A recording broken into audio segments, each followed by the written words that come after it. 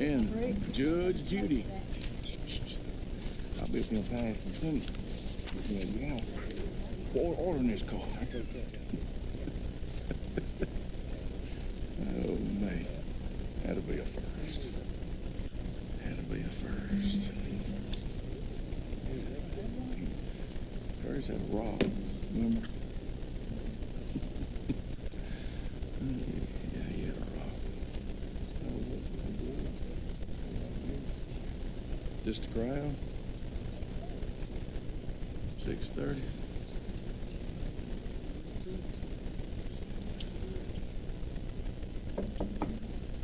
Call the February 9th board meeting to order. School District 3. At this time, we'll all stand and say the Pledge of Allegiance, please.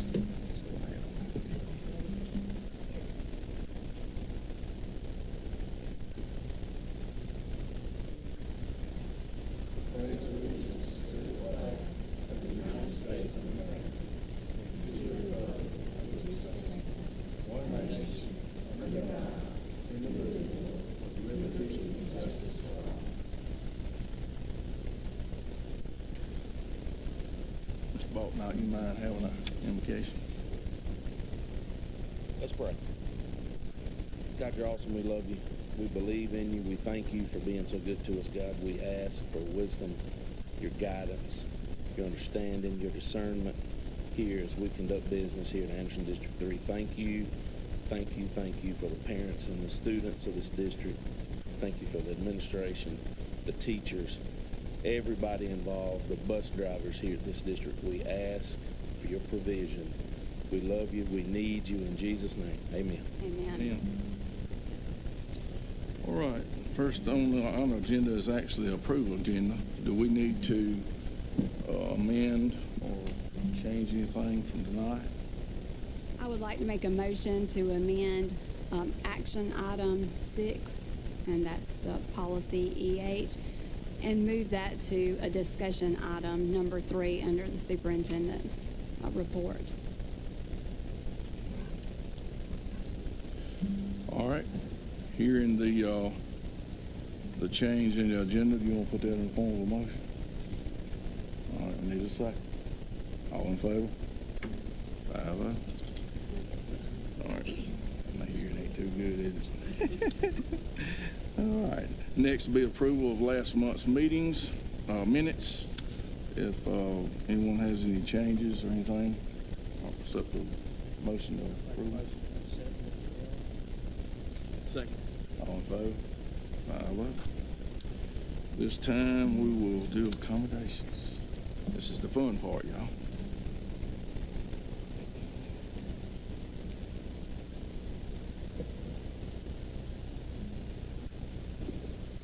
Tonight is my honor to recognize some of our football players and our football coach on some outstanding achievements. And so, first of all, I would like to recognize Amiri Acker. He is South Carolina Football Coaches Association 3A Upper State Offensive Player of the Year, 3A All-State, Shrine Bowl selection, and NC State signee. Now, Amiri is at NC State.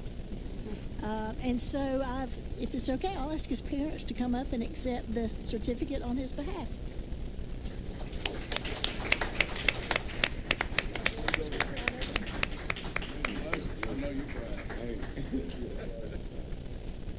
Be the one time we pull, well, a few times we'll pull for the Wolfpack now.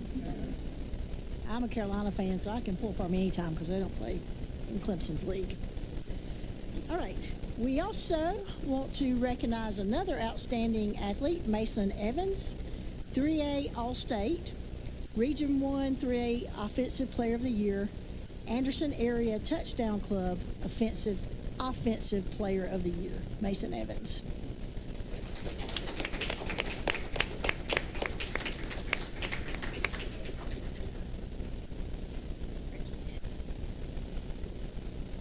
If you want to stay up here, Mason, we're going to take a picture when we get everybody up here. Then we have Willie Webb, 3A All-State selection.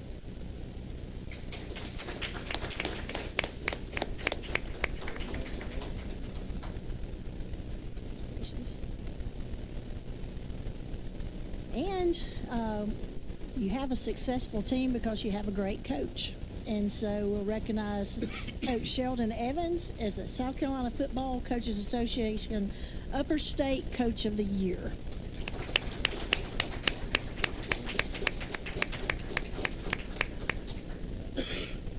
And Coach Evans, I didn't look at my notes. We went the furthest in the playoffs this year in how many years was that? Right at 30 years last year. Okay. All right. Is there anybody else you want up here in the picture, Coach Evans?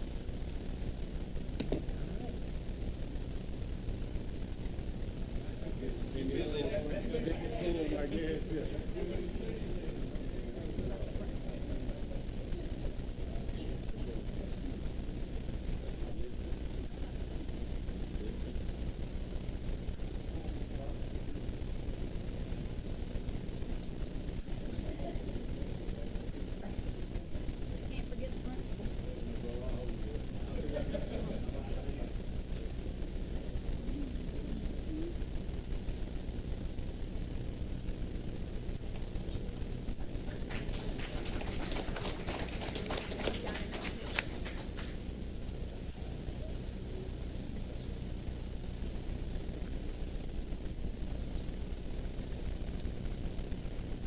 Okay.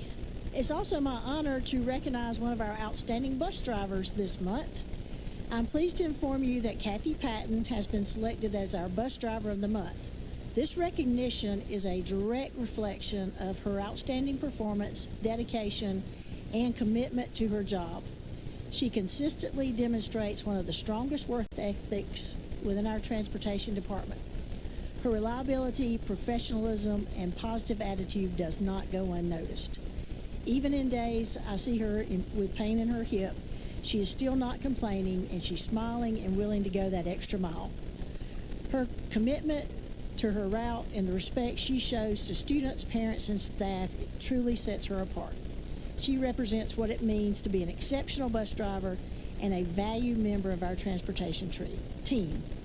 We appreciate everything she does and are grateful to have her as a part of our family. Congratulations on this well-deserved recognition.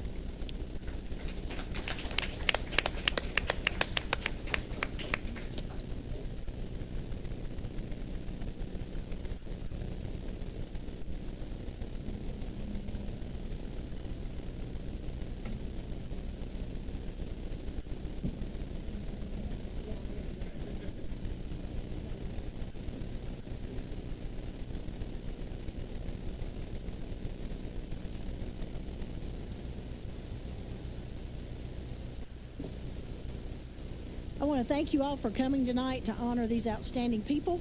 As always, you are welcome to stay for the remainder of the meeting, but if you would like to slip out at this point, it's also appropriate. So thank you so very much. We're proud of you and appreciate you.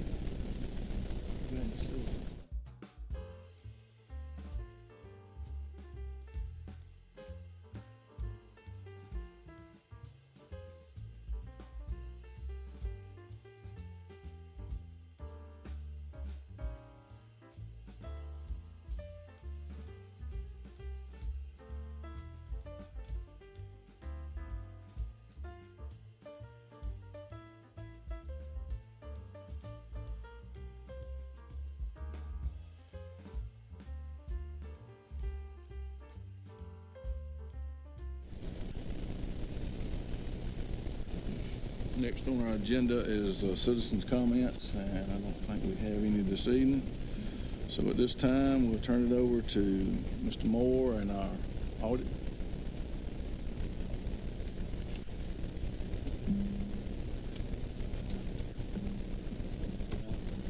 All right, so I'd like to introduce to you Mr. David Smith from Smith & Company Auditors. They've done our financial audit for several years now. Our FY 24-25 external. Isn't quite as exciting as what you just experienced. I keep apologize for the financial certificate I give it to Matthew, but we had a good year this year. Again, these audits don't just happen.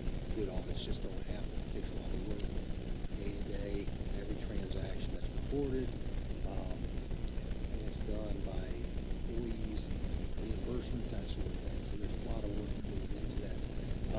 So I appreciate the opportunity just to spend a few minutes and just kind of briefly explain to you what we do in an audit and the results of that audit. So the purpose of our audit was to gather what we call enough audit evidence that we could give an opinion on the financial statements, also give an opinion on the internal controls as has to do with governmental entities, then also compliance testing with a specified major program, federal program. So in all three of those, we had, in all the test work we did, didn't have any findings that we had to report. May have had a few adjustments, but very small, very minor, and that's important because that's indicative of the financial information that you get from month to month, making decisions based on finances. And we saw where we couldn't get to see any indication that it was just a bunch of cleanup work at year end. So in other words, the information you get on a month-to-month basis is probably really good information. So appreciate Matthew and his folks, and also Robin Horn. I worked with her on the food service. That way we selected that program specifically. We have to select a federal program to do additional compliance testing. So that work went very well. I appreciate her the way she keeps records. It's great. Very well organized and thorough. So that all turned out well. So we audit under three sets of audit standards, just generally accepted auditing standards, and then we have governmental auditing standards because obviously the district is a governmental unit, and then also what we call uniform guidance. We select a federal program to test it. So under all three of those audit guidelines, we have a report and I understand Matthew is giving you the audit report. So in that audit report, just after the table of contents is the first report that we have on the financial statements. Give a clean opinion, what's called an unmodified opinion.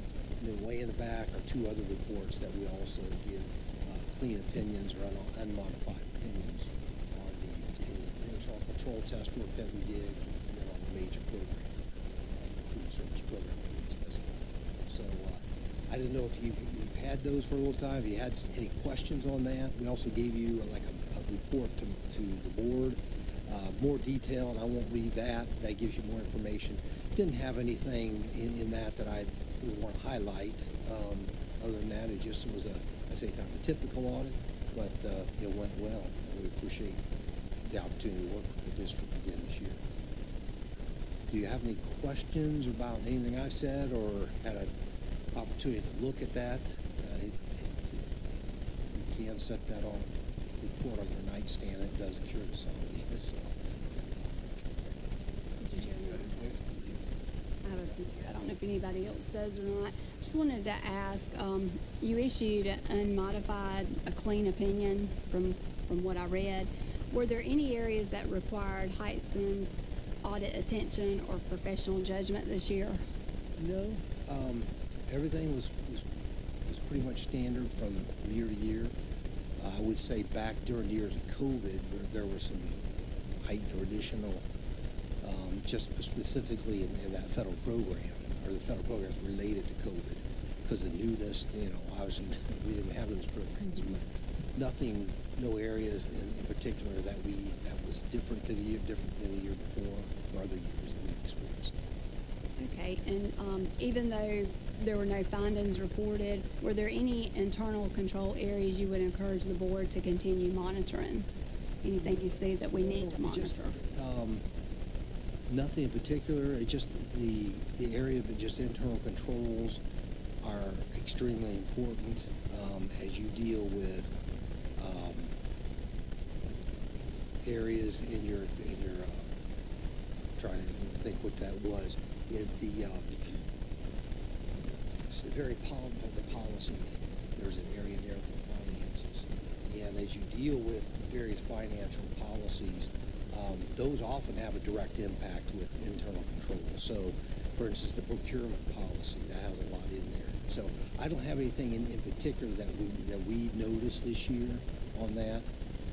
But internal controls are crucial. And just to give you a quick example of internal controls, when you came in tonight, you didn't see a stack of checks out there, blank checks that someone could help themselves to. Those are kept locked up, and only certain people can get to them. So the purpose of that internal control is obviously to safeguard safeguard assets. On the other side, the internal controls can be used for detection or correction. Whereas, let's say somehow a check did get out to somebody, then on the back side, on the other side, when the bank statement comes through, this check might pop up, and as Matthew's doing bank reconciliation, they say, wait a second, we don't have that in our records. Where'd that check come from? So that internal control, that control there of reconciling the bank statement to the general ledger to the school's books is critical. So those internal controls are huge. And to bypass those or circumvent those, that can often open up some areas for problems. But there again, your internal controls are to safeguard assets, and also on the back end, if the safeguarding didn't necessarily do it, it'll also through detection and correction. So those internal controls are huge. And speaking of that, did you see anything that on policy that would benefit the board from looking at with those internal controls that maybe you talked with the office here about? That Nothing came to our mind, our attention on that. okay, no internal controls that y'all talked about as a group that.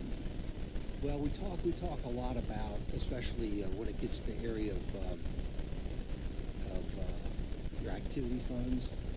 Now, with less cash being used and more online platforms out there, that's lessen the likelihood or the magnitude of issues. But that's always kind of, when we approach the audit, a little bit more heightened just because of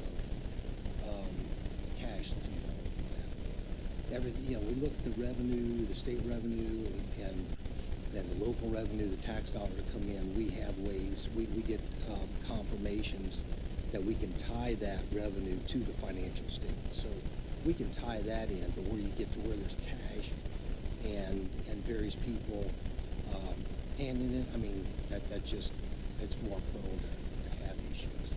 But fortunately, with the decrease in the amount of cash that's actually used, that definitely helps too. And as you change, 10 years ago, 10, 12 years ago, we didn't have near these platforms out there. But as things do change, systems change, or you have a shift here, a shift there, it is important for the board, because it is the internal control structure and internal control policies are the responsibility of the board, and so the implementation of them, and then even an occasional review of significant areas. But yes, those are what we do talk about. Those virtually every school district audit that we have, because that is an issue. We do more test work on those cash receipts. Okay, and y'all talk about that, but you don't put anything in writing. It's just a discussion that y'all have as you're going through. Right, correct. And one more question. Activity funds, you're talking, could you tell me what you mean when you say activity funds? Well, those are the sports and field trips, your various clubs that you have throughout the district. Like booster clubs? Well, unless, is that a separate entity? They're a separate entity, yeah. That's all. Thank you. Sure enough. Anything? Thank you, sir. Thank you. Appreciate you taking care of us every year.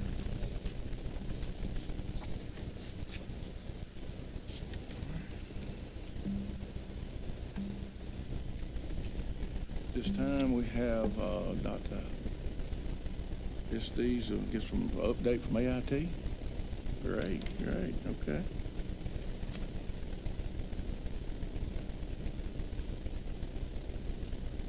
All right, good evening, Chairman Watts, Ms. Hipp, members of the school board, thank you so much for giving me the opportunity to speak about my second favorite subject. Sorry, grandbabies are my first. So, and I had to spend the weekend with them. It was wonderful. But thank you again for letting me come and tell you some updates about AIT, which I, again, love to talk about. So, again, these are some just new things that we were focusing on. I don't want to talk about it. So, safety is one of the most important things that, that we have in education. Students can't learn if they don't feel safe. Teachers can't teach if they don't feel safe. So, these are just some upgrades that we did this year. So, radios, we were able to purchase radios for every single individual in the building. So that was a really big difference than just a spotty of people having radios. We implemented the Smart Pass system. I believe you have it at school, and it is wonderful. It took a little bit for people to get used to, but what that is that monitors, and you can set it up where students, it's an online program, so only so many students can go to the restroom or leave a classroom at a time. You can set the parameters saying, okay, well, no more than one person out of this classroom. But it also gives us great data in regard to if a student is going to the restroom same time every day, we can track lost instructional time. So that's been really helpful because we can just pull up on our phone that, any time that if we see a student in the hallway, we can, it's not the tracker, but we know who should be in the hallway and who shouldn't. So, again, it's not just, it just, again, goes back to safety. Centegics, again, thank all the boards for approving the Centegic system that we have. If you're not aware, and I don't know if you'll have Centegics, but Centegics is a system, if you remember several years ago in Winder, Georgia, there was a school shooting. It was like about a week after school started, and they actually had just implemented the Centegic system, and it really it saved a lot of lives. And what it is that you can press the button, and again, the whole entire staff has it, and you can press the button a certain amount of times, and say there's an emergency in a classroom, it alerts allocated staff, so me, the nurse, SRO, and a map comes up on our telephones that we have, and it tells us exactly where that is. And then if we, another certain amount of time that we press it, then that would be for an active shooter, someone in close proximity, something that we have to go into a lockdown. And what that does, it locks down our building, it comes on all of our screens, it alerts law enforcement, and so it's just a great, again, extra layer. Thank goodness we haven't used it yet. No one has pressed the button on accident either. And we upgraded our Raptor visitor management system. That was a little outdated, so we have that system. So again, we are able to really see and capture, God forbid, someone comes into our building and their license, when they get flagged, we get notified immediately. So again, just certain things that we put into place to increase the safety measures at AIT. Excited to talk about, we have a new computer program this year, Siemens Engineering. You may or may not know that several years ago, our machine tool, which is CNC machining, instructor had resigned unexpectedly, and we had the job posted, I think, for 18 months, and couldn't get any takers, but we have an amazing CNC lab, and we're talking with our business partners, we know that this is such an important skill, especially here in Anderson. So what we researched, so Siemens Engineering is really a compilation. You're taking the CNCs and your lathes and your mills, so the students are having hands-on with that, but there's also the engineering process and also the mechatronics part of it. So it's really a combination of those three programs, which can really best serve our students, especially if we want to grow our own, we want our students to stay and work in Anderson. So that started this semester. We have 15 students enrolled, and just even pulling preliminary numbers for next year, we have quite a bit coming back. So I'm excited about that to see what the next steps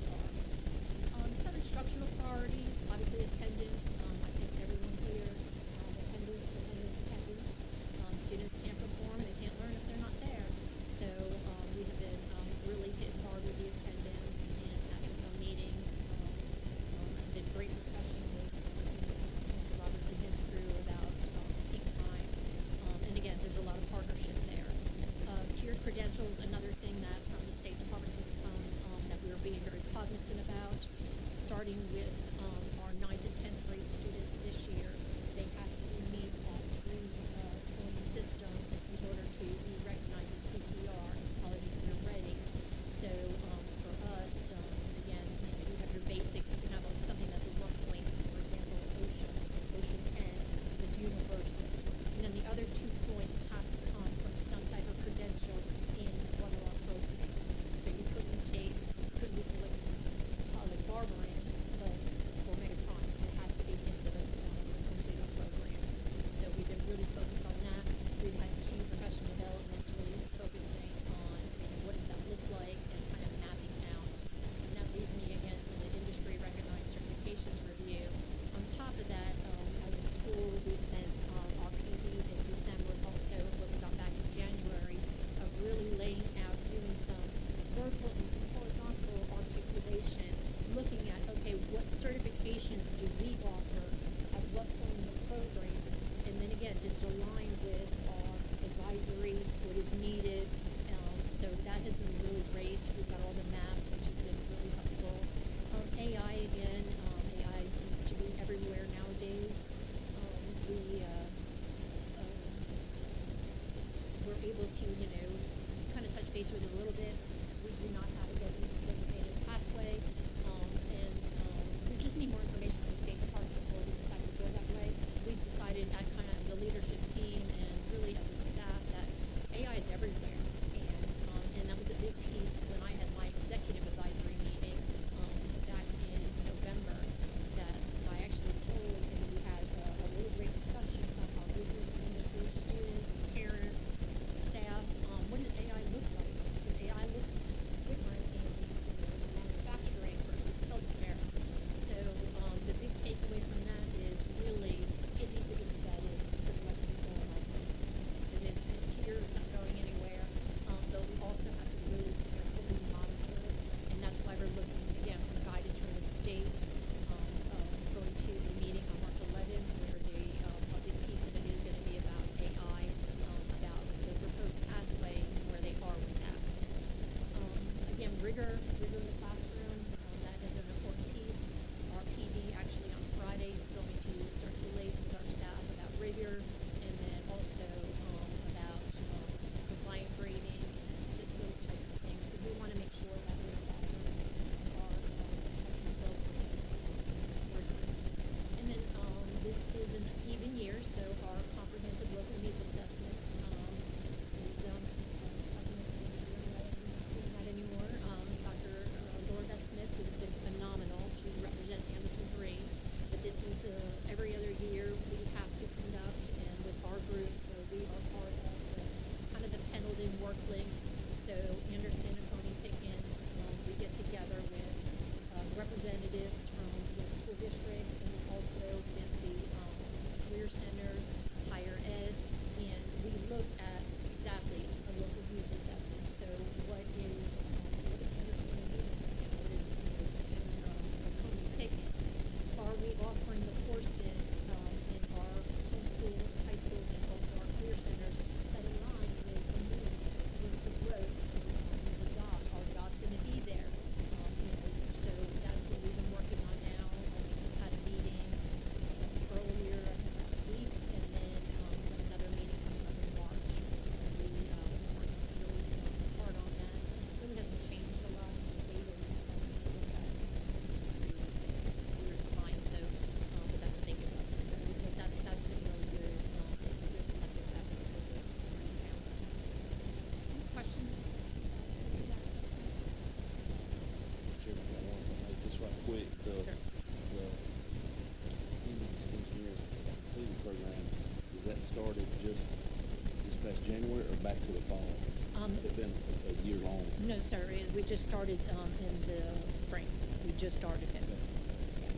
And then next year we'll have the completers. Yeah. So they'll take the first 2 parts of the Siemens this year in the spring. We're offering in the morning, and then depending on where it'll fit the schedule, we'll have 3, 4, and then another 1, 2 next year. My daughter went through a couple of pre-engineering classes and stuff there a few years ago, so that was awesome.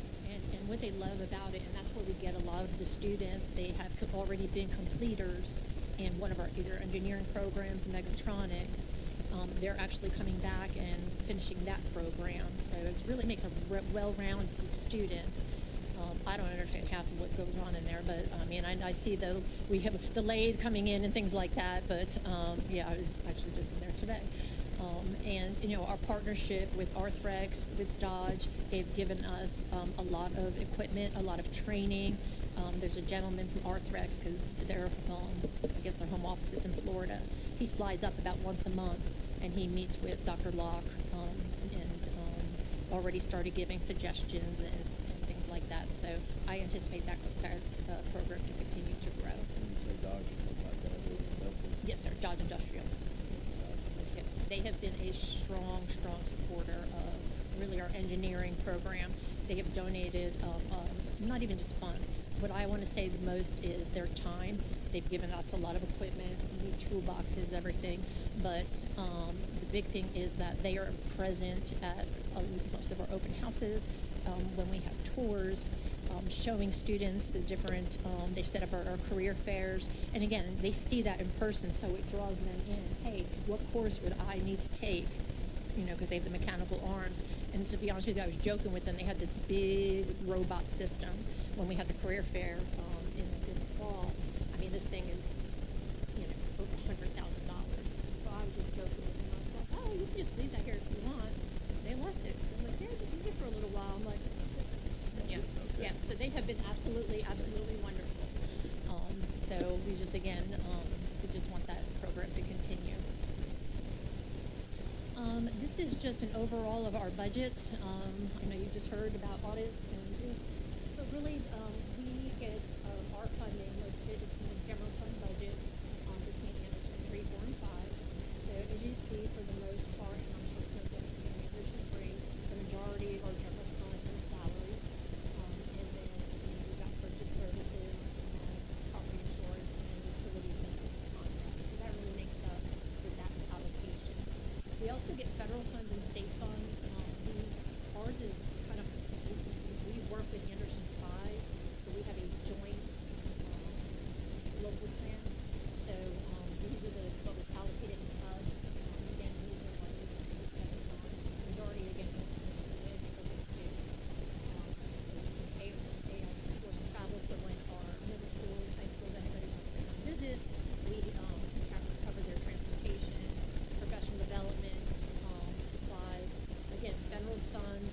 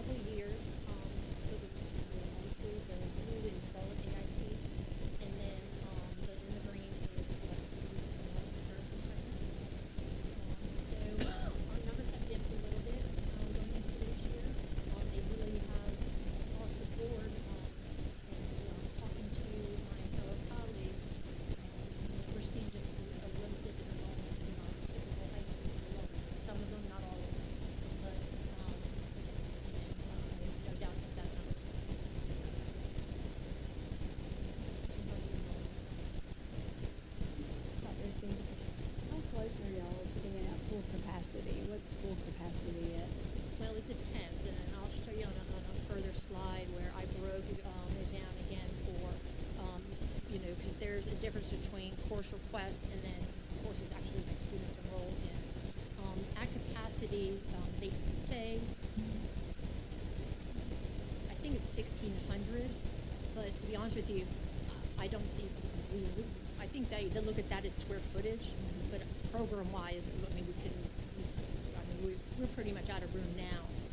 Now, some programs are not full on, it's full transparency. We're going to talk about that in a minute.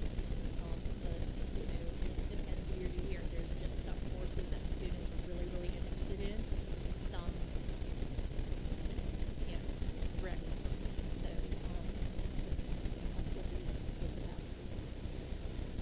okay, so this is another, we're talking about course requests versus actual enrollment. And there's many, many different reasons why, these numbers are the way they are. So what we do is we take a look at, and the numbers in green. So that was the number of course requests by Crescent High School students. And the number in blue is the number of students who actually enrolled in one or two of our courses. So you're like, well, why is that such a big number? Only 66%. Well, it could be like, we talked about, it could be a singleton class that we only offer at one certain time of the day, part of the year in the morning, and that may interfere with regular English or math that the student needs to take, especially as students get into the upper level grades when they're taking those classes, the upper level, where they're only one class offered, and they need that when they graduate. That could be a big one. The other is that they may not meet the prior prerequisites. So those are just some of the reasons. We just want to make sure that. Questions about that? Okay, so Ms. Arnold, this may help for. So if you take a look at this actually took all the data from this year, and so what this indicates is these are the programs that we offer at AIT right now.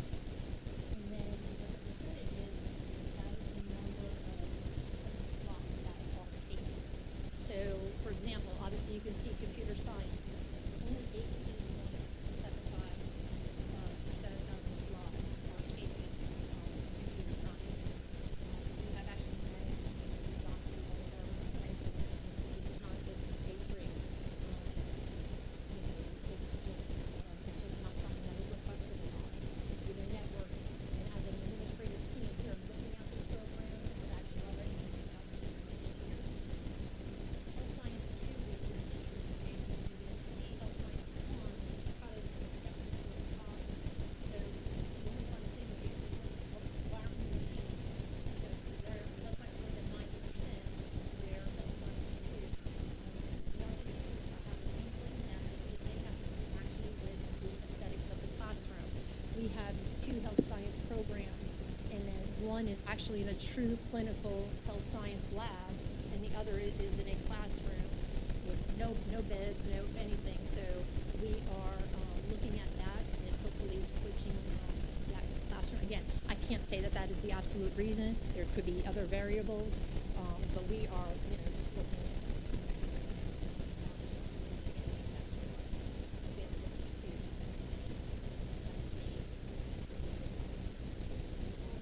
engineering again, about 40%, admin by systems, which actually surprises me because you all offer it here also. Or animal science is, probably continues to grow tremendously. Standing clinical. But then again, you see where we have a small animal intro that the students can't walk without them. Firefighting continues to grow. Again, you see health science 1, cosmetology, we're at 100%. Look at welding, A3 is at 116%. So, again, we just want to make sure that kids who want to take it and just do it later on. And I just think that's just exciting. So greatly for us. Questions about that? And again, for electricity, I just want to point out that so electricity, it's kind of strange, so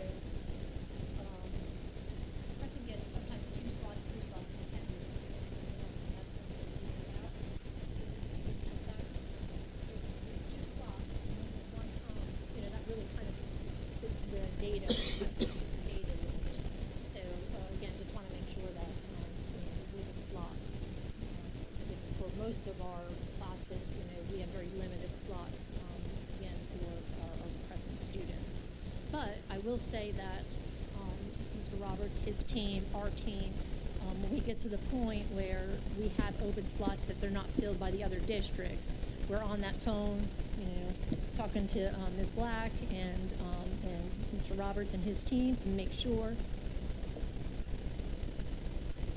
Am I talking too loud? What is he? I just didn't turn the temperature down. Oh, temperature. Yes, it is. It's getting warm in here. Yes. But again, we just want to make sure we don't want to any student, if we have a slot, no matter what district student is from, we want to fill. Again, I appreciate that, and I appreciate the communication across the Question, Mr. Chairman, if I may. So, we had talked about, through all the courses, we had talked about, hold on, I'll get it out, marine club. Yes. We are still looking to go forward with that. Okay, okay. We filled out and actually completed an innovative course application. It's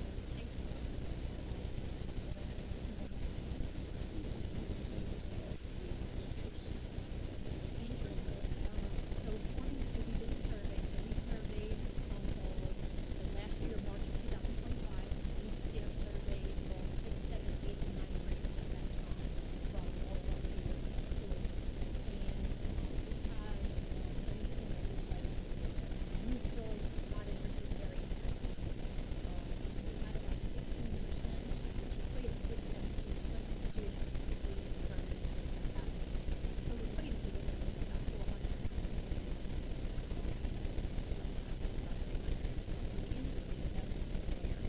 And I think too, the automotive program is also the students who really want to get kind of fun, just to be one of those small things. So hopefully we can do that.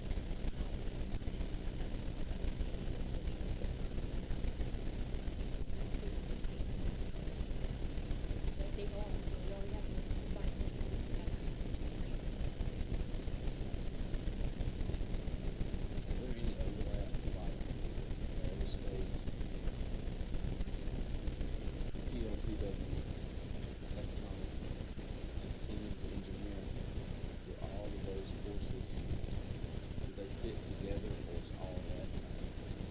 I understand aerospace, I understand, but what's your take on that? Right, well, it is interesting that you brought that up, sir, is the fact that, so aerospace is Dr. Rock, he's the one who teaches the seniors as well. So, so his kids, a lot of them will come in that way. And in electronics, even just regular probably the way engineering, they are all right by each other and all working closely together. So like with electronics, they spend time going over and looking at the CNC machinery. So, that partnership there, so the kids see both. Also, they go to the welding lab and they look at welding. Our engineering students also go from their both students and their electronics. So there's a lot of transdisciplinary. Some of that would fit together. They do a phenomenal job with rotation, planning, communicating. Again, they're each has to have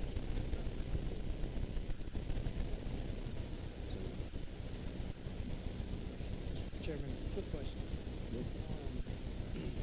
What are the numbers for the welding being at 117%? What's the actual number? Hopefully,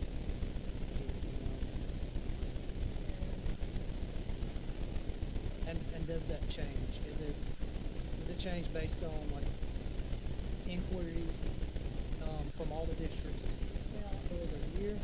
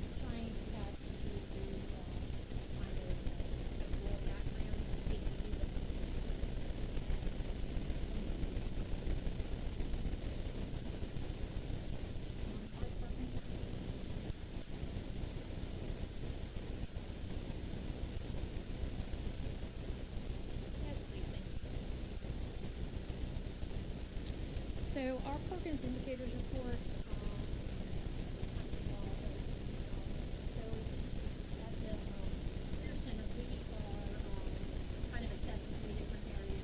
3S1, this is, again, post-program placement. 4S1 is non-traditional program. And 5S1, which is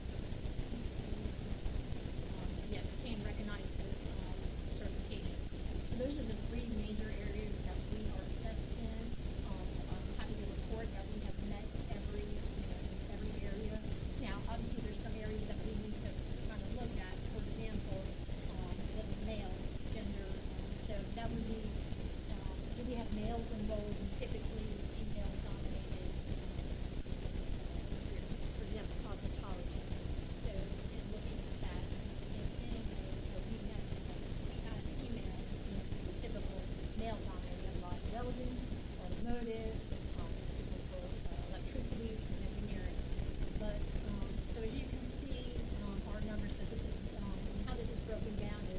This is how many students. Again, numerator and denominator. This is the performance level. This is the state-determined performance level. So we have to, as a school, get 90% of that state-determined performance level. So again, you see we're at 98, so we met the 90%. Same over here, which again, this is a big push. We want non-traditional students in our program. This year we have a lot of males enrolled in non-health science, so hopefully that'll help. Again, we get this every year at about this time of year, February, March. But again, it's 23-24 data, so it's behind. And again, obtain recognized post-secondary credentials. So this is another part, again, we've met. So that is ensuring, like I talked about earlier, that our students are, getting that tier credential, that they're getting the credentials they need, within the program to get further them in the employable program. And again, there's some spots in our subgroups that, like the Native Hawaiian, other Pacific Islander, we had one student that they didn't get the credential, so we have pockets there. Overall, our staff that we met all three areas. Any questions about that?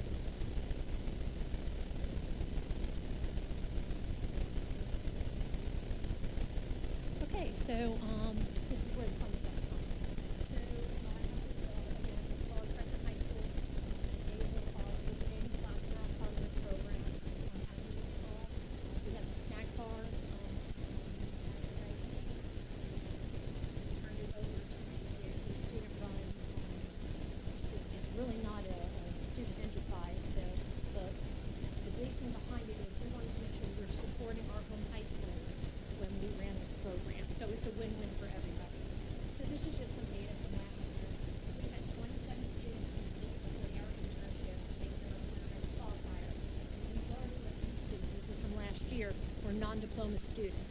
So if you go back to accountability and our school report cards, they became college and career ready, which again, helps back to high school. We had 23 of those students earning a CERT certificate. 13 students earned their employer's choice certificate. 6 students passed the driver's permit test. We became insight talking about rehab. That was a big area for our students, especially our non-diploma students, where they couldn't get rides or they couldn't go to get the permit test. So we were able to become a site where as long as the students were enrolled some way or somehow in our program, that they could take their permit test. I shared this with y'all last year. I know you're from this one. So it's pretty exciting that our students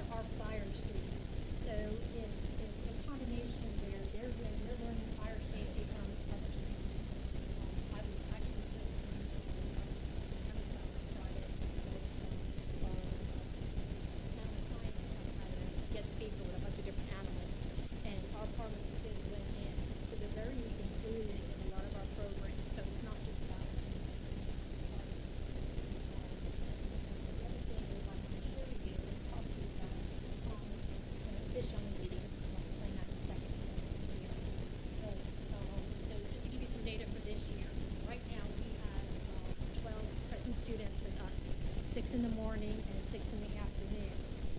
But what is really, exciting for us is the 6 students in the morning are non-diploma students, so they're working on their internship hours. The 6 students in the afternoon are diploma students, however, they have not become college ready. So we have been really specific and strategic of talking to the high schools, seeing what seniors have not met that criteria and how we can assist them. So again, that's really exciting for us. We want to get back to the schools. But what the exciting part is to just give you additional data, and I'll have some goodies for y'all. So, two of these students, so this young man and this young lady are now enrolled in computer programming with the rest of the school. So they have gone from being in a self-contained, Sierra is in our visual art class, and Logan is in welding, and we also had a couple other students. One of the students from this year already recently, I think it was last week, passed his driver's test. He's one of our Crescent students, so we're super excited about that and the opportunities. So again, I hope you do this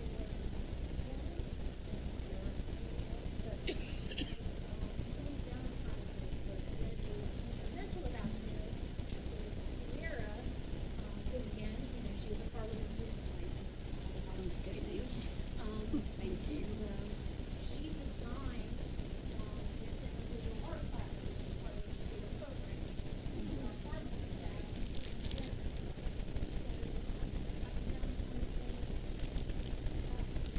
Later, again, as you see, we're working together. She's doing such a great job. Where it's so many different things. So that's really, really exciting.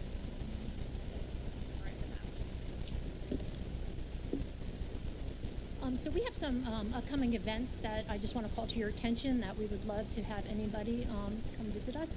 So actually Tuesday the 24th, we're having a community drop-in. We did this in the fall. We opened our doors. Our teachers are there. It's kind of like an open house, but everyone in the community, because we want everyone to see the wonderful thing that's going on. And then we have our induction ceremony for the National Technical Honor Society. That's on April 14th. And then we have our computer ceremony. They're growing so big, we have to have them on 2 separate nights. So that's one's on Tuesday, April 23rd, and the other's on April 28th. And what is exciting about this year, and I'll have to go back to check the numbers, but I think we have at least 5 double completers. So they've completed not only one pathway, but 2 pathways at AIT. So that's really exciting. We've not had that before. And then Tuesday, May 12th, we have our Capstone Project presentations. There's not as many presentations as we fall on the spring. Most of our computer programs fall in the fall. But this is an opportunity for people to come in, drop in, and see student work.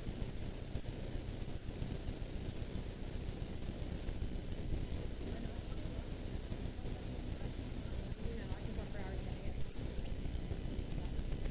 So any questions? Thank you for working with the students and bringing them in, because I don't believe, were we bringing students into the Parliament before last year? That was our first year. Last year was the first year, and actually our Crescent students were our inaugural. You guys were the first group. So, but now we have them full time students. TL management on the So I think we're going to have probably at least about 25 diploma track students from our Crescent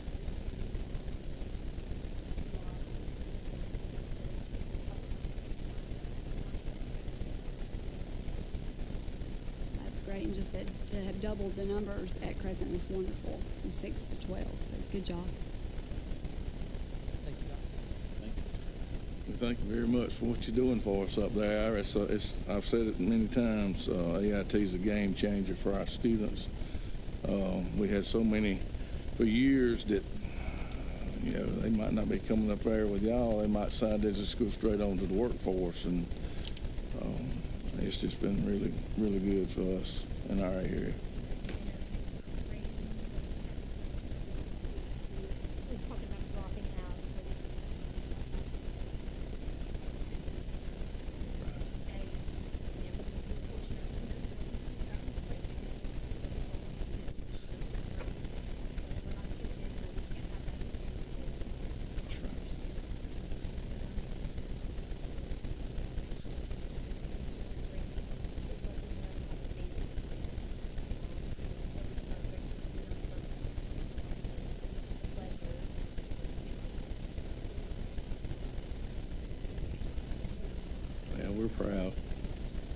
We thank you so much.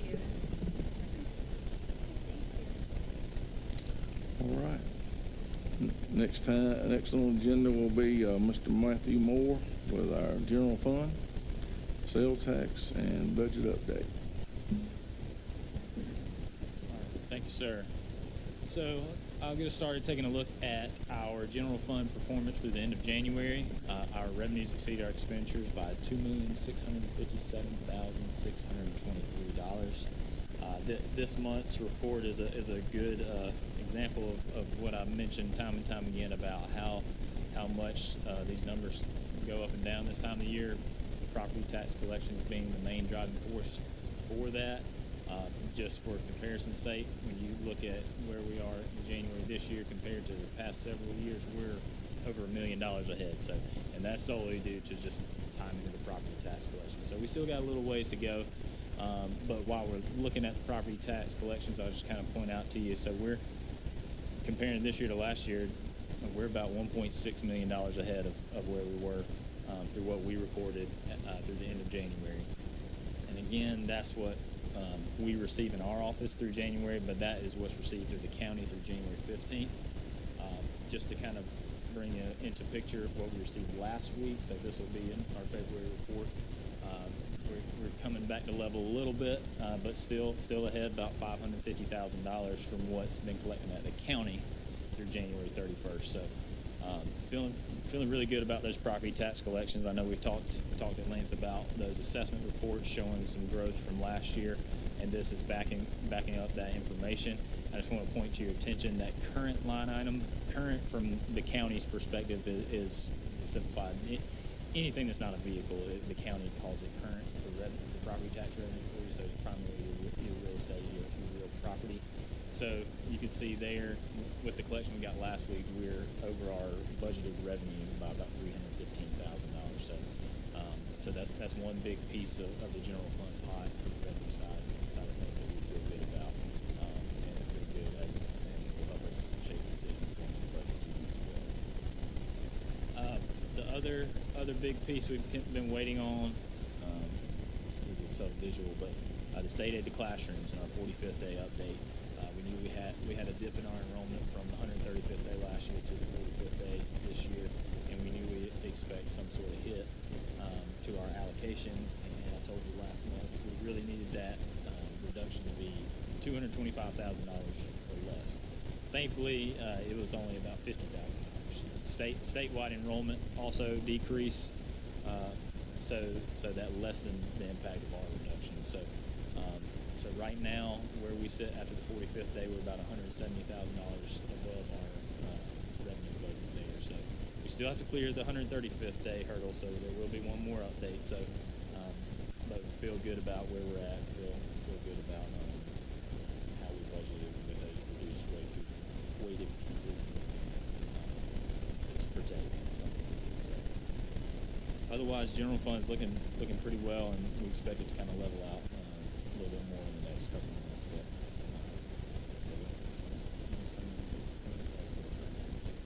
do we have any general fund questions?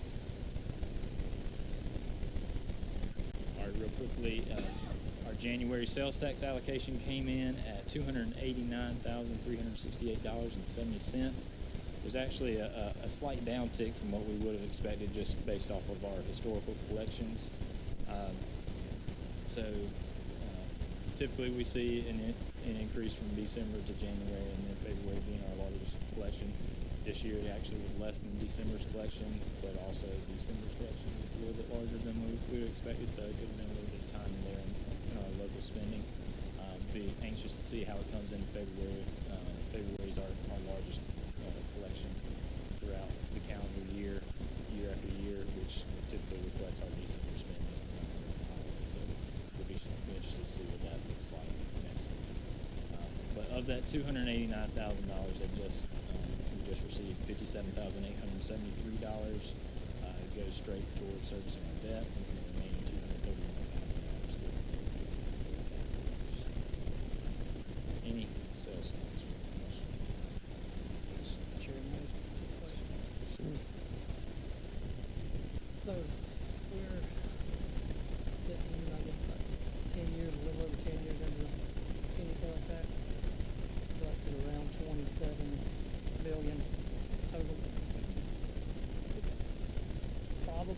the most consequential things we've ever had in the county, right? Over the course of 10 years, $27 million, it's essentially a 10% bump to every year's budget, right? I want to make sure, because the closer that we get down the road to 2028, I want to make sure we're preaching that story and really talking about the things that this made possible. And that outside of the large capital projects we've completed, there's a lot of smaller things that we would never have been able to do. Right. You know what I mean? We really have to think about things different from a strategy standpoint.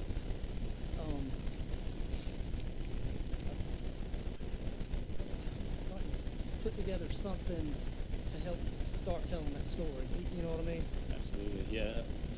Dylan and I have had several conversations over the past several years of being able to paint the picture you're describing of what Anderson 3 was able to do with this funding and with what the community voted for and the good things it's done for our students and the opportunities it's provided, and the facilities it's provided, and some of the equipment it's provided as well. So yeah, there's a lot that goes into that story, and it really has been a game changer.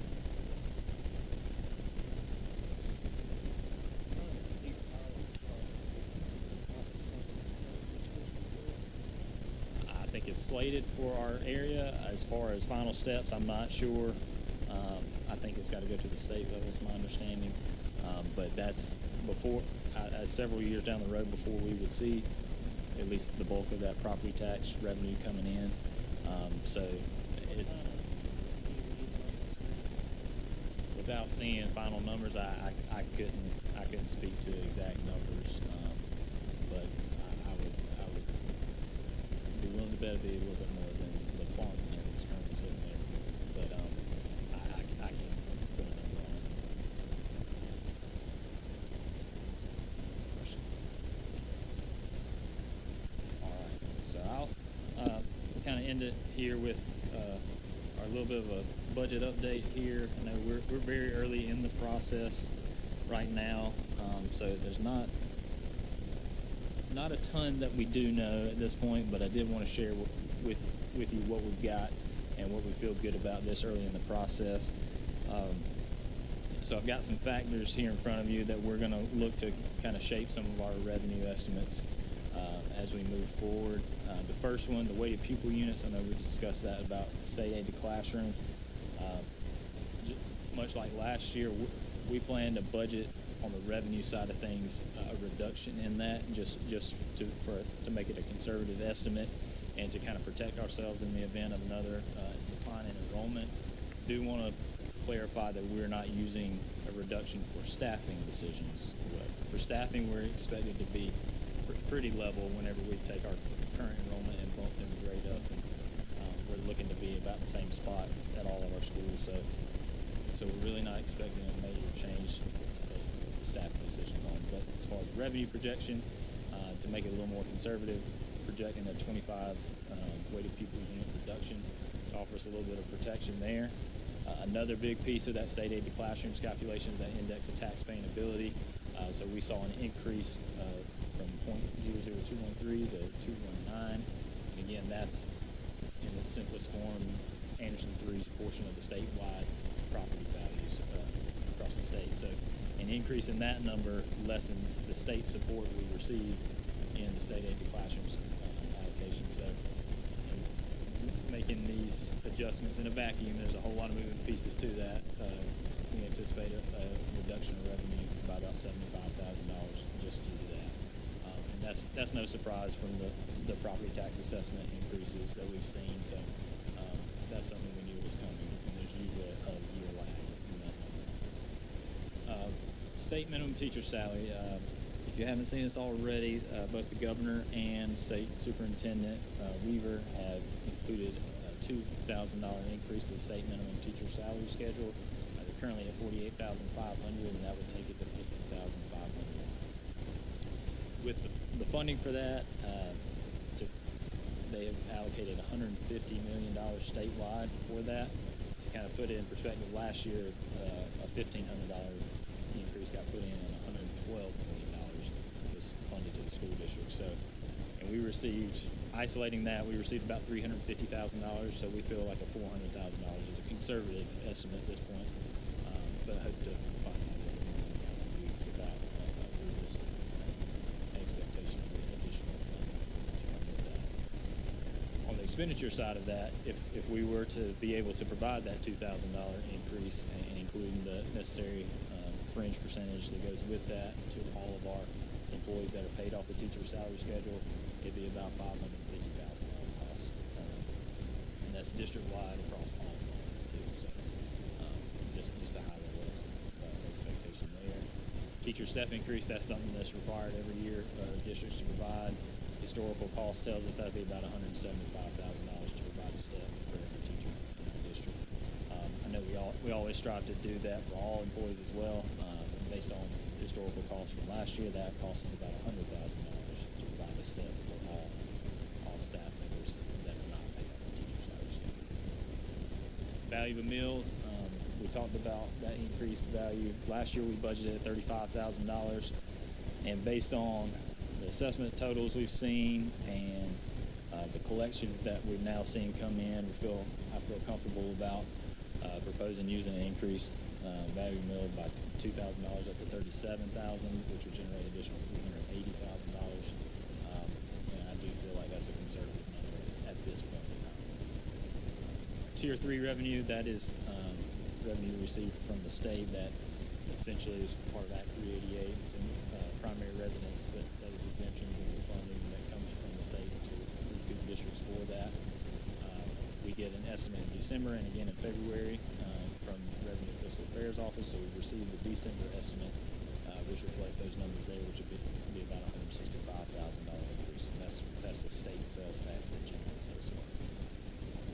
And the last thing we kind of know about here is our health insurance increase. If you recall, last budget cycle we were able to budget the full year's health insurance cost in the budget, even though we were only experiencing a half a year's increase. So by doing that, we will not have an additional cost to the health insurance from the employer portion, but the state does fund that increase. So just as an estimate, it cost us about $50,000 to add that into the budget last year. So we would expect to receive some revenue in about that amount for us going forward. So that decision will prove beneficial for us in this budget cycle. HELA has come out and said they do not anticipate having an employer or an employee increase for 2027. So that's some welcome news. Some other just some noteworthy items just to pay attention to in the state budget right now. The state aid to classrooms formula is being studied by legislators in Columbia. Revenue and Fiscal Affairs presented to the House Ways and Means Committee last week. Presented several recommendations. Some of the more notable ones would be they recommended to more or less fund state aid to classrooms off of the 135th day enrollment numbers from the prior year. Keeps things a lot more predictable. So I mean, it's a large allocation. It's about half of our budget. So having that allocation fixed could be helpful. And the downside is if you're a growing district and you don't receive that growth until a year later. But that's been the biggest issue for a lot of districts. It's hard to project, and fluctuations in students have a very, very large impact, and that's really out of the district's control. You don't get your final allocation until school. So that's something that's being looked at the state level. We'll see how that impacts us and see how different it makes our budget look. Another one is the homestead exemption increase. So currently, taxpayers 65 and older receive the first $50,000 of their property taxes are exempt. It is looking like it's gaining some significant support to increase that to $150,000, which would be a great thing for our older citizens across the state. I would anticipate if that were to go through, that would on our budget that would come back in the form of our Tier 2 funding, which is already how we get reimbursed more or less for the $50,000 that gets exempt. So we would have a portion of it reapportioned from our local property taxes under that state Tier 2 funding. So the only concern I'd have about that is if there's no inflationary component or anything to help keep up with that growth year after year, because the tier one and two money has been fixed for years and has not moved. So if that remains to be seen on how the state plans to do that reimbursement. Full day 4K, Government Master has made this a big push to make 4K more accessible for students across the state. Currently, the threshold to qualify for full day 4K is 185% of the federal poverty level, and his budget recommended increasing that to 300%. So that could potentially be a little bit of a windfall for us, and maybe capture some students that may not qualify that are in our district. Could potentially get us some funding for people to get about we get $5,100 per student that qualifies under those guidelines. So if we're able to capture some of that could help us with the funding as well. The last thing is the school safety grants. We've talked about this, about Superintendent Weaver included $20 million that we have seen in the budget the past few years for safety and security needs in our schools. She included that with the infrastructure bank at a line amount of $120 million statewide. It's been $20 million for the safety grant, and that she had that as a high priority in her budget. Government Master had the same $20 million that we've seen, so there's some difference there. So we'll keep an eye on whether or not that infrastructure bank gains any more at the state level. But they did both have the $20 million still in there, which is good, because that's done a lot more things for us for our schools. And then see down there at the bottom, just a general timeline for what we expect to receive some information. So House Ways and Means should have their budget recommendations here in the next couple of weeks. So for our next board meeting, we should have a little more information about the House version of the budget, and then Senate information in October. That's that kind of hopefully final budget. So with that, any questions on the budget at this point? Thank you very much, Mr. Moore. All right, this time we'll have Superintendent. Mr. Chairman, just to kind of piggyback off of a couple things Matthew has said that really relates to our potential upcoming referendum vote.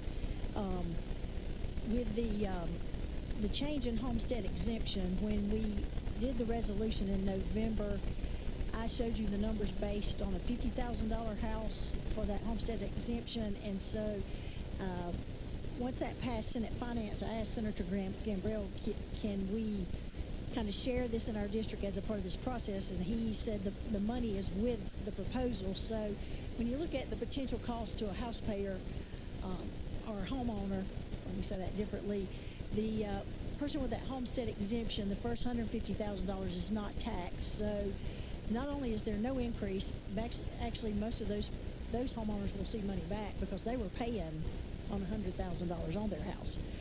And so then that next level, that $200,000 house would be $30 or $2.50 a month, or $90 or $7.50 a month. So that's great news for our homestead exemption. And as Matthew said, the district doesn't lose that money. It's just that the state pays that money for those homeowners.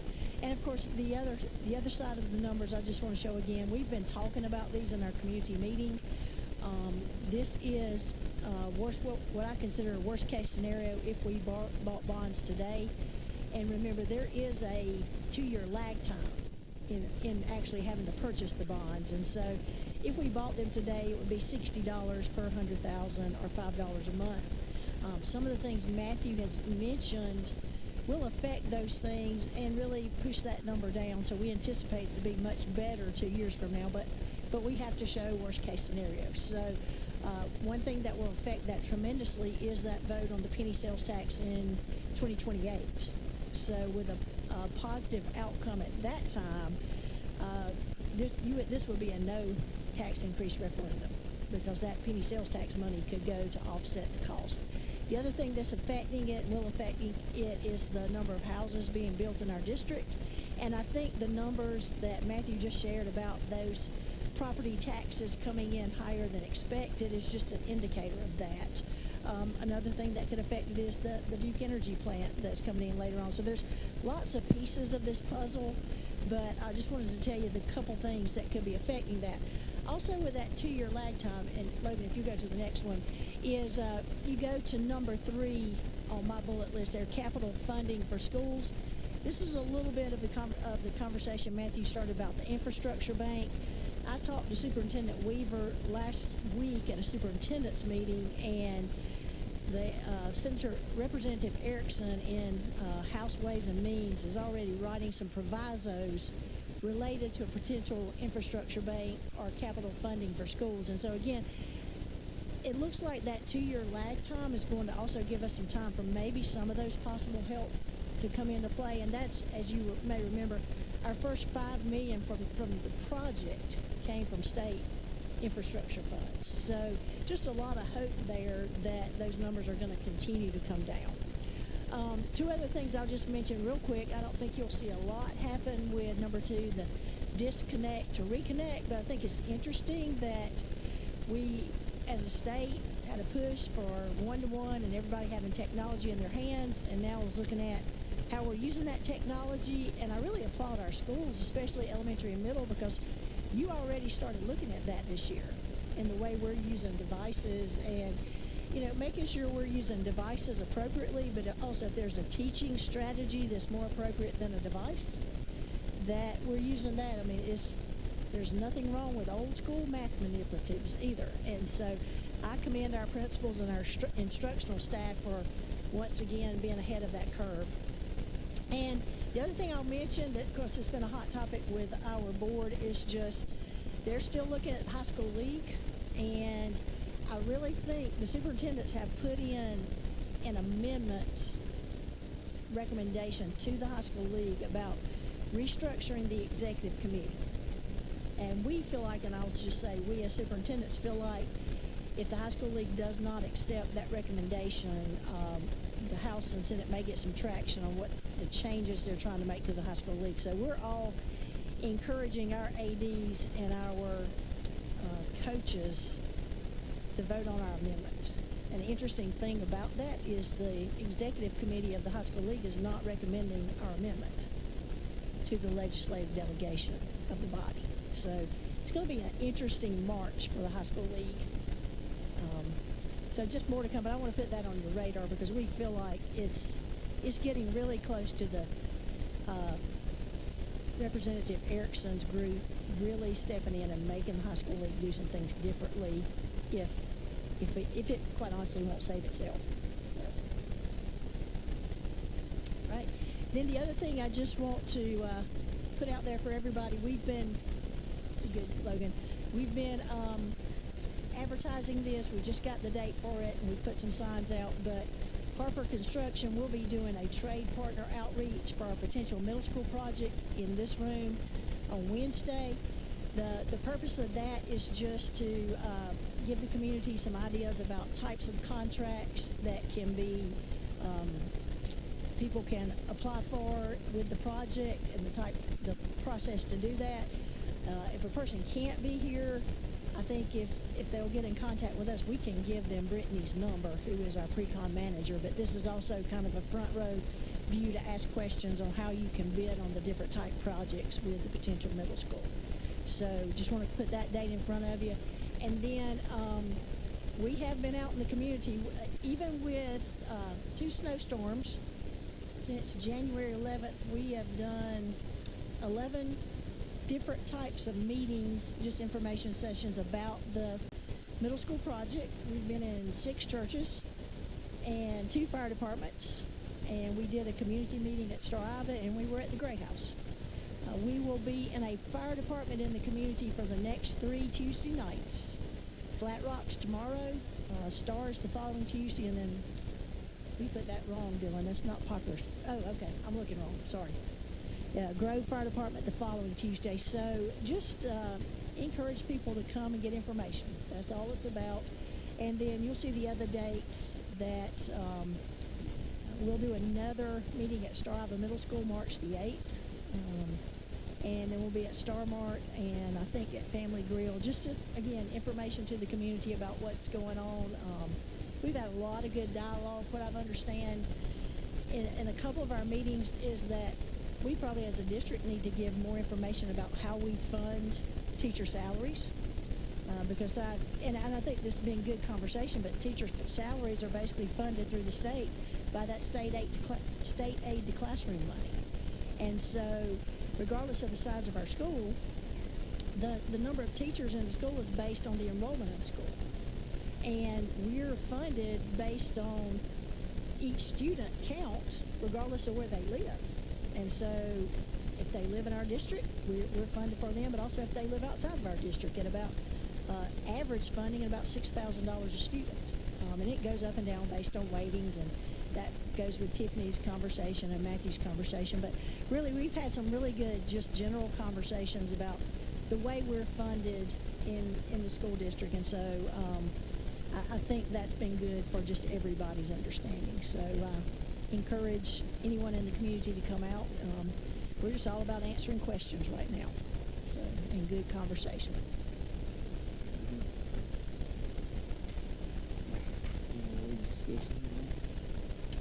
Yes, sir. Just one question. I want to make sure that I had this right. Ms. You said worst case scenario is $60 per 100,000. That's Additional. that's just worst case. Worst case scenario. Okay. Wanted to make sure I had And that if you right. remember, in Pendleton's, which we give this comparison in our meeting, in 2 years, their number was reduced by half. And so their original number for that was 64 per 100,000. They bought their bonds this past fall, and it became 32. And that's why, just kind of following their trend and their process, that's why we feel like in 2 years it's going to get better. But the great thing is we've locked into a price now. So the price is not going to go up in that 2 years, but our potential funding to help offset the cost to the taxpayer is going up. So, and I forgot, we have a fly-through of the building really quickly. We just got this on Friday, so Dylan's going to pull it up. And we'll be sharing this starting tomorrow night, too.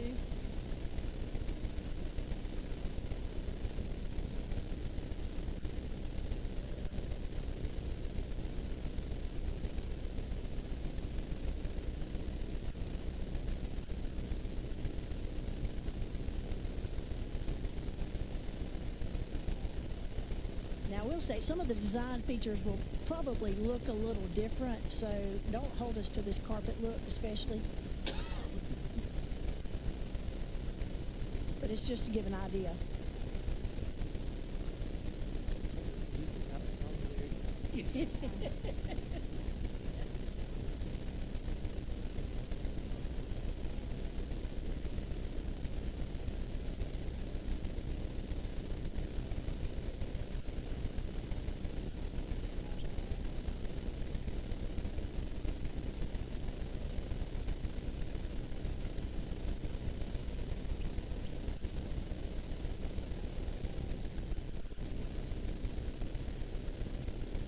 This part of the building, I'll say, I think the great thing about it is you can see up into the upper levels from that commons area there, and so that helps with monitoring students.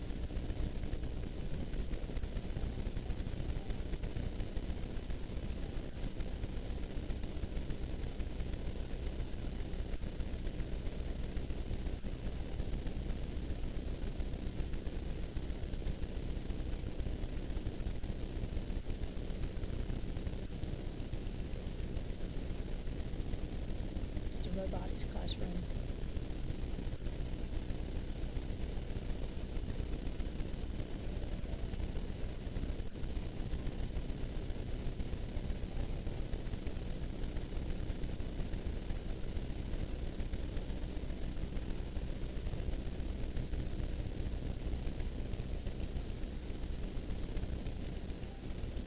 Ag classroom. Yeah.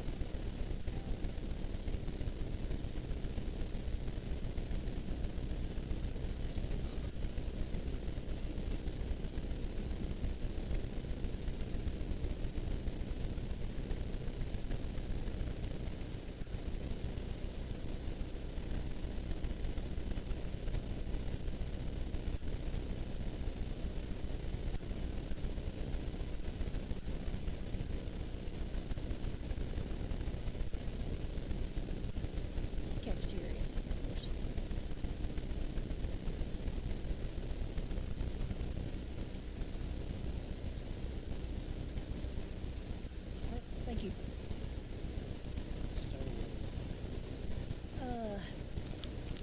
There's one elevator, there's a monumental stairway there, and then I think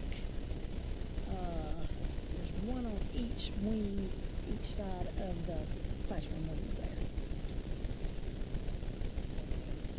Yeah. Of course, new buildings have to meet all the modern codes, so all that's taken into account. That information, will it go on social media? I know you said we'd start getting this out, like the video that you just showed. Yes. I had a parent ask on Friday if we would have an auditorium. I think they had taken, when we said bigger space, that we would have an auditorium there. Will there be an auditorium inside? Oh. The cafeteria is big enough to serve as an auditorium type space, and then the gym seats 850. So to add a true standalone auditorium would have increased the cost of the building immensely. And the hope, I think, is in a next step of a project to build an auditorium, fine arts center in some scenario between the middle and the high school.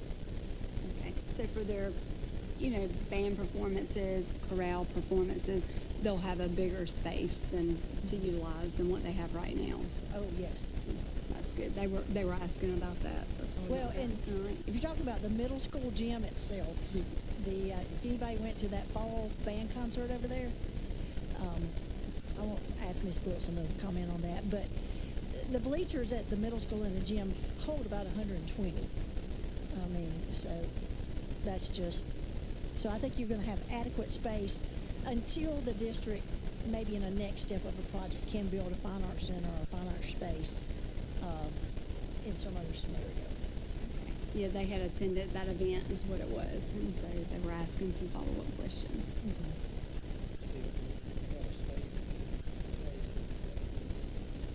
It will have an elevated platform, not a true stage, but an elevated platform.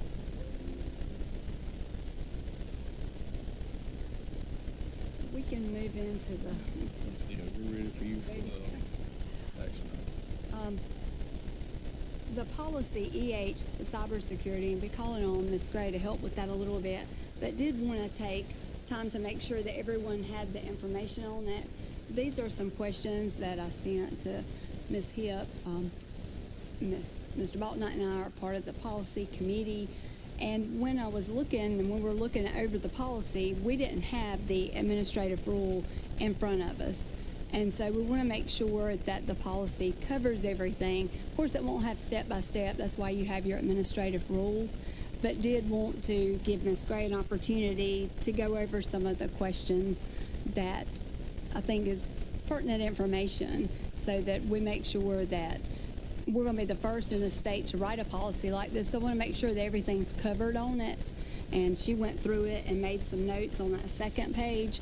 But there again, I felt like we all needed to look over the administrative rule, make sure that things were covered. And Ms. Grape, you'll go over that, and then what you added to the administrative rule. Yeah. Do you want me to just go over the questions that you had asked about the MFA scope, starting with that and going forward? Yeah, just anything that you added to it, because those were concerns that we wanted to make sure was in there. Sure. And so the way we approached it was that the policy was kind of to cover the what needs to happen, what as a district we want to mandate, and then the administrative rule is kind of how we're going to implement that, the specifics. And we did that because, one, that's kind of how it's outlined, but the purpose of the administrative rule, but also the administrative rule contains some details that might change from time to time, and we wouldn't want those things to be in policy, because if we need to change them, we have to go through this process quite frequently. So the first question was about multi-factor authentication, and Ms. Arnold wanted to ensure that we were going to list the baseline, so there's no guesswork as far as what we require for multi-factor authentication. And that is, and at the time she didn't have access to the administrative rule, but it is, I don't have the page numbers, in section F, the administrative regulation. Multi-factor authentication shall be required for all Google Workspace accounts, administrative Active Directory accounts, remote access, and public-facing cloud services that host sensitive information. So it is outlined there.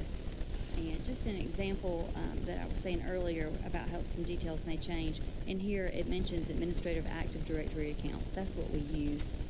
But I could see us in the next 2, 3, maybe 4 years move into an Azure cloud service instead of an on-prem Active Directory service. So instead of having to change that in policy, it's easier just to change it in administrative rule. But it is outlined here.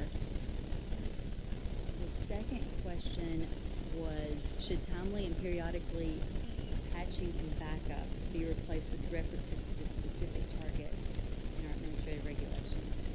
And it is, so it's a reference that we will do patching and backups in the policy, but it is spelled out. Should have page numbers, not page numbers. Was it already in there, Ms. Gray, or is that something, if you just go over what, That was already in there, that was so in it, there. yes, that one was already in there. The technology department shall perform daily automated backups of all servers with daily, monthly, and yearly retention plans. So that one was in there. The next question, to address personal devices, otherwise known as BYOD, bring your own device. That was not in there, so I did add a section to the administrative regulation to address this, and that is highlighted in green. Do you guys have a copy of this? I just emailed it to them, and it's got the color codes in it. And Amy, remind me of that. Per our most of our handbooks, we don't allow students to bring personal devices, do we? Okay. We don't allow students to bring personal devices, so that more or less references employees, contractors, guest speakers, that kind of thing.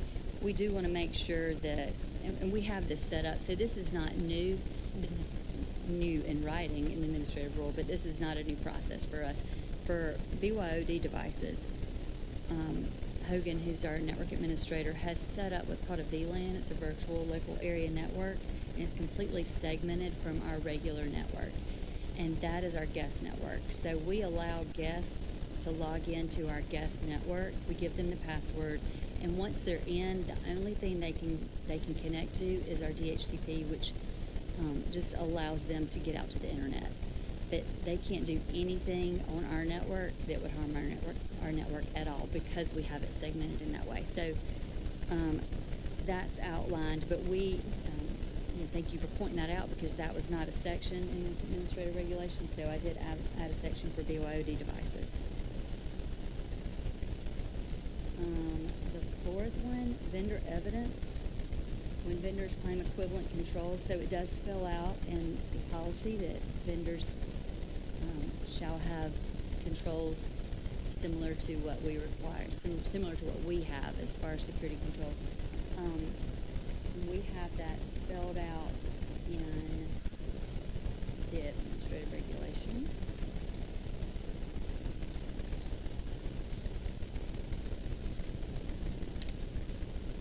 That is on page, it looks like 5. 1, 2, 3, 4, 5. So it was already on there. But the detail of that is that vendors with access to district systems or data shall provide reasonable documentation or attestations demonstrating alignment with CIS IG1, which is implementation 1, or equivalent minimum security controls. And so we already have processes in place for vendors to assure us that they have those for security, for cybersecurity purposes, and for electronic vendors, but not for all vendors. That's not necessarily all spelled out here, but Matthew and I are working on vendor contracts to ensure that they have those controls, and that we can require, like their SOC 2 report, which shows us, it's a third-party independently verified report by an auditor that shows us all the security controls that they have. So for any of our big vendors that we may be issuing a lot of purchase orders to or something like that, we can require that of them, and we're gonna start writing that into our contracts. The fifth question, decision authority. To avoid any confusion during a process, it helps to clearly state that the superintendent, in coordination with CIO and legal, determines the severity and notification needs of the incident. Should this also involve the school board? So, I agree, it should also involve the school board. Ms. Hip was, or the superintendent is listed in here, which is Ms. Hip, but we use generic terms, is listed in here as being responsible for board notification, but I added a few things to that at the very end of the administrative regulation as part of our incident response plan. So it's the very last, not the last page, but the next to last page. Roman numeral 5D, notify. The second bullet says, it did say provide updates to district administrators, and that would be the IT department. Now it says provide updates to district administrators and board chairman. That doesn't mean that the IT department is going to do that. That just means that it is defined now that the board chairman will be notified of any cybersecurity incident. It was implicated earlier, but was not kind of spelled out, so now yes.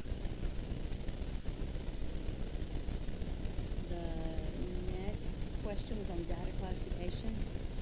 It says, I think we need a formal requirement for data classification framework to help guide our FERPA encryption decisions. That was added because of this question. So on the very first page, you'll see something highlighted in green.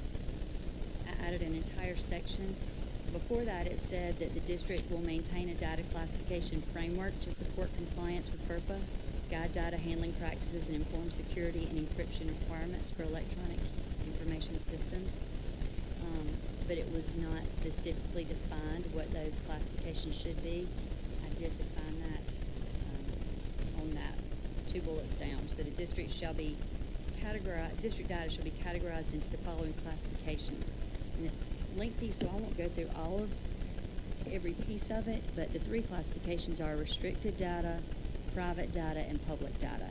Restricted data is highly sensitive data, and that examples include student personally identifiable information, financial information, health information, credentials like passwords, or any data covered by breach notification laws. That would be considered restricted data, and the required controls for that are encryption at rest and in transit, role-based access, prohibited use in unapproved applications, and storage only in approved systems or with approved vendors. And then private data is information intended for internal district use that's not publicly releasable, but it doesn't meet the definition of restricted. So that's more like meeting notes, internal documentation, those type things. And then public data. So those are the 3 data labels we have there. Any questions so far?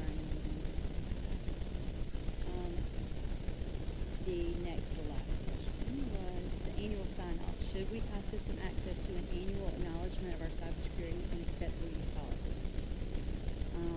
And I'm glad you asked that because we have recently moved to Frontline HR Systems. Mr. Coates, Dr. Coates is heading that project up, and as part of that, before people can onboard, we have the ability now to require that they sign certain forms, and we receive notification of that. And one of the forms that we're adding into that is our acceptable use policy. So before any new employee can gain access to our systems, they will have to sign the acceptable use policy. We also include the acceptable use policy in our yearly training through Vector trainings.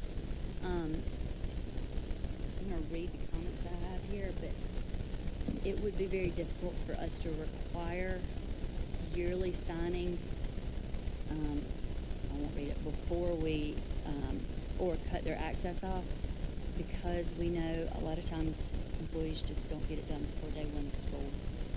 We do require it, and we send lots of notifications if they forget to sign it every year, but without causing a large disruption, it would be difficult to say, can't teach school, you can't take attendance, you can't get to safety protocols, that kind of thing, if you haven't signed this. Because we know they've signed it before they ever got access.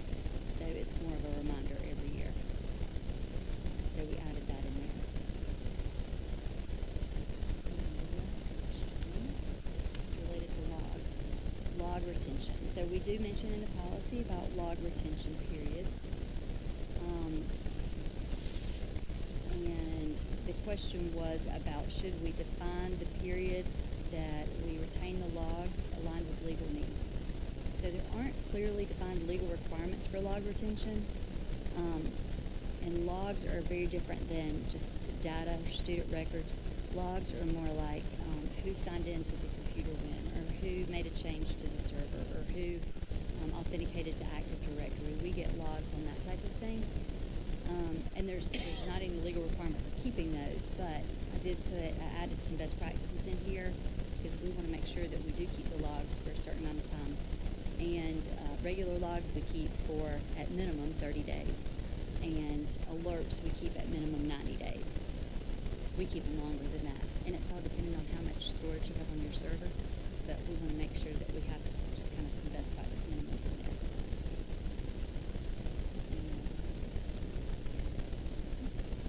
That's about it that I added. Really appreciate you and Ms. Hipp working hard on this together because it's a lot of things to think about. You don't want to think that cybersecurity, that threat that you have to, look out for everything. And our job as a board is not to operationalize cybersecurity and policy, but it is to ensure we have clearly established authority, accountability, and legal guardrails so that we are doing our best when writing the policy. And so I do appreciate you going over all those things and wanted all the board to have that information before we do a first reading so that if y'all have questions or think of any more questions, we can work with Ms. Gray to get answers just to make sure that Mr. Baltnight and I have not overlooked anything as the policy committee with this being new in the state. Want to make sure that it's the best policy it can be. I appreciate that. I appreciate y'all evaluating it. Thank you for all your work on it. Appreciate all the hard work y'all put into it, because, that's very important in today's times. Y'all Well, can you take point, that you in the pointing to, public. you pointing to him. Well, we knew that, Trip, but I was just including you in on the accolade. I did want to tell you, at the last board meeting, you had a question about exceptions. It's in the policy at the very end. It says there may be exceptions tonight. And you asked for an example, and I gave you an example. But I had a hard time thinking of a second example. Since then, we've had 2 examples coming up. So I want to tell you one. We have 5 students that are taking music appreciation classes in high school. And the music appreciation teacher has just recently started using Proctorio, which is a proctoring software to take the test, like a lockdown browser. And the students went to take it the first day, and it makes you turn off all extensions, which we can't do. We can't allow our students to do because that would turn off IBOS, which is our content filter, Gaggle, which is a safety filter, ClassWise, which is screen monitoring. And if we allow students to turn them off, we can certainly turn them off.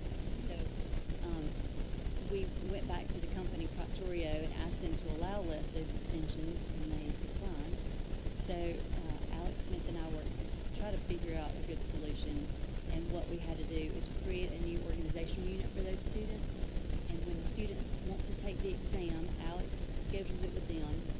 He contacts me. I move students manually into that organizational unit. It automatically removes those extensions while he's there watching to take the exam. And then an hour and a half later, I will automatically move them back to their regular OU, and it will reinstall the extensions. So for an hour or however long they're taking the test, they will not have the provisions that we have outlined in the cybersecurity policy. So that is an exception that we have to make in order for kids to take music appreciation. And those would always go through you. Yeah, nobody else can do it. Well, other people on my team can do it, but somebody in IT would have to do that. That's a good example. Do you have any questions? Thank you, Amy, for getting that information quickly today. All right, are we ready to go on the first reading? Just gonna have to discuss you. Talk about it. Just want to